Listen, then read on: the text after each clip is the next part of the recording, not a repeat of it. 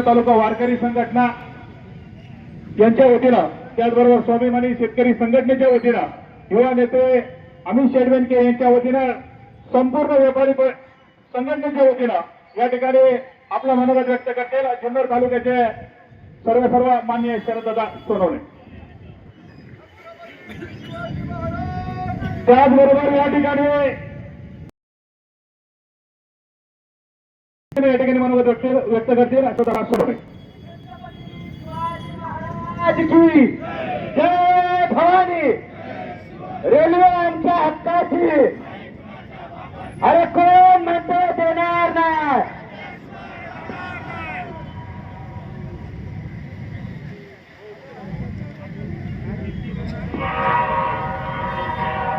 Hello. खरं तर आज हे जे रास्ता रोको आंदोलन आहे त्याला सर्व आमच्या व्यापारी वासियांच्या वतीने आम्ही पाठिंबा व्यक्त करतो.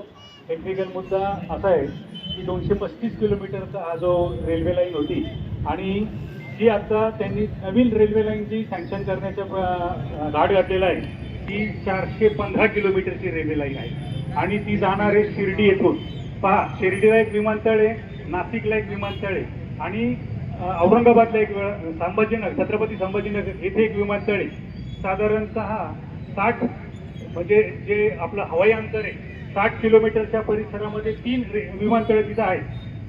शिर्डीमधून 10 विमानांचं रोज टेकऑफ होत होतं आणि 10 विमानांचं लँडिंग होत होतं. आज ते 4 वर आलेलं आहे. या ठिकाणी आमची एक मागणी आहे की या ठिकाणी जे आंदोलन उभं राहिलेलं आहे त्याला आमचा पाठिंबा आहेच आहे, पण हे जे 215 किलोमीटरचं अंतर आहे हे जर 415 म्हणजे 180 किलोमीटर तुम्ही वाढवताय, ते कशासाठी वाढवताय? आणि GMRTचा जो मुद्दा त्या ठिकाणी घेतलेला आहे तो 1800 मेगाहर्ट्झची जी फ्रिक्वेन्सी त्यांची जी आहे ती, त्याच्यामुळं आपल्याकडे 10 वर्ष लेट मोबाईल या ठिकाणी आलेला होता. त्यावेळेला मोबाईल कंपन्यांनी फ्रिक्वेन्सी ऍडजस्ट केली.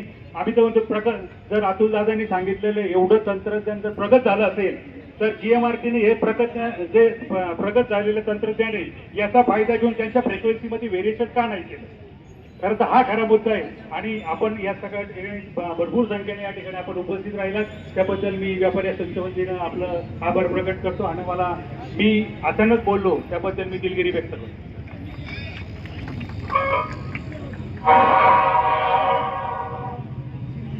अखंड हिंदू